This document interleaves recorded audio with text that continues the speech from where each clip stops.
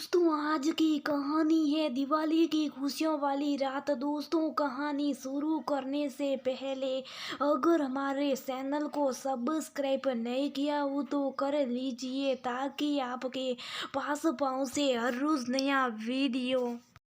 उसी ना हो लेकिन गुणी और संस्कारी होनी चाहिए। रोन, अब तक तुमने अपनी मम्मी पापा से हम दोनों के लिए बात नहीं की। कब तक मैं अपने पापा से शादी के लिए मना करूंगी? घर में मेरी शादी की बांसुरी एक साथ पढ़े।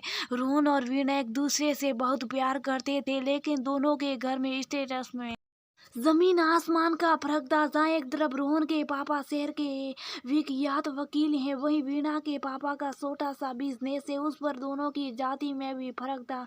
रोहन के पापा को स्टेटस पे फर्क पड़ता है तो दादाजी को जाति से। घर का इकलौता बेटा होने के कारण उसकी शादी के लिए सबके बहुत अरमान और आशाएं हैं। ये तो तय है कि रोहन वीणा के अलावा किसी और से शादी नहीं कर सकता, लेकिन मम्मी पापा से बात करे तो कैसे? घर में पापा की चलती है तो मम्मी से बात करके भी कुछ नहीं होने वाला। इसी सोच में वह घर आ गया।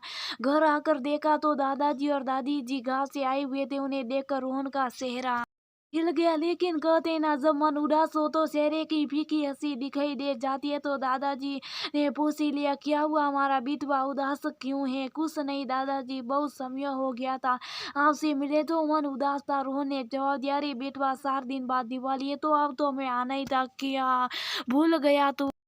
नहीं दादाजी, बस काम में ध्यान नहीं रहा कि दिवाली आने वाली है। क्या बात है बरखुरदार, क्यों परेशान हो? कोई लड़की तो पसंद नहीं आ गई तुम्हें? क्यों परेशान करे जी मेरे पोते को? आजा बाट बिटवा, मेरे पास आ, तेरे लिए लड्डू और मठरी बना कर लाई हूँ। दादी ने रोहन के मुंह में लड्डू रख दिया। पता काज या नाम है सोरी का? नहीं दादी, ऐसी कोई बात नहीं। ठीक है तो फिर गांव वाली मौसी की बेटी के साथ तेरा रिश्ता तय कर देती हूँ। हंसी, फोन लगाना। तो दादी रुको, तो मैं वीणा से बहुत प्यार करता और उसके अलावा किसी से शादी नहीं कर सकता। रोहन को रुआसा देकर दादी ने उसे अपने सीने से लगा लिया।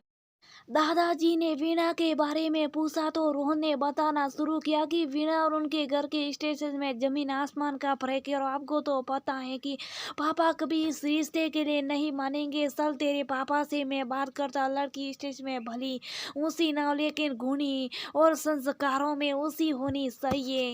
दादाजी, उसकी जाति भी हमसे अलग है, वो ब्राह्मण है। फिर तो ये रिश्ता असंभव है। दूसरी जाति की लड़की को कैसे अपने घर की बहू बना सकते? कैसी बातें करते जी? अभी तो आप कह रहे थे कि लड़की गुण और संस्कारों से ऊंची होनी चाहिए और एकदम से अब लड़की से ज्यादा जाति बड़ी हो गई। आपको अपने पोते का दुख दिखाई नहीं दे रहा? जरा सोचिए, अगर हमारी जाति की लड़की आकर हमारी इज्जत न करे तो घर की क्या हालत हो जाएगी। क्या भूल गए कि जेठ जी ने अपने पोते की शादी अपनी जात बिरादरी में की थी? लड़की ने परिवार के साथ निभाने की जरा भी कोशिश नहीं की। साफ कह दिया था कि मेरे पापा ने खूब दहेज दिया, मैं नहीं सुनूंगी किसी की। और आज वो अपना घर छोड़कर अपने मायके में बैठी। क्या फायदा ये ऐसी जाति या पैसे से? दादी की बात सुनकर दादाजी शुभ हो गया और बिना कुछ कहे कमरे से बाहर चले गए। रोहन बहुत दुखी हो गया, उसे सारी उम्मीदें मिटती नजर आ रही थी। दादी ने उसे ढांढस बढ़ाया। अगले दिन रोहन बिना किसी से कुछ कहे ऑफिस चला गया। इसी तरह एक एक करके दिन बीत रहे थे। आज दिवाली का दिन भी आ गया। घर में सब बहुत खुश थे। वकील साहब की हवेली को बहुत सुंदर तरीके से सजाया गया था। सब पूजन के बाद पटाखा छुड़ाने के लिए लॉन में आ गए, लेकिन रोहन के मन में कोई खुशी नहीं थी। वह तो एक तरफ बेटा वीणा के ख्यालों में खोया हुआ था। तभी गार्डन ने दादाजी से आकर कहा, गेट पर कोई आपसे मिलना चाहता है। दादाजी बाहर गए तो उसके साथ वीणा और उसके परिवार वाले थे। वीणा को देखते रोहन का चेहरा खिल गया। ये दिवाली की वह रात तो उसके लिए खुशियों की बरसात ले आई थी और ये सब दादाजी की वजह से संभव हुआ था। दादाजी ने वीणा और उसके परिवार से सबको मिला और उन दोनों की शादी का ऐलान कर दिया। दादाजी के आगे तो वकील बाबू कुछ बोल ही ना पाए।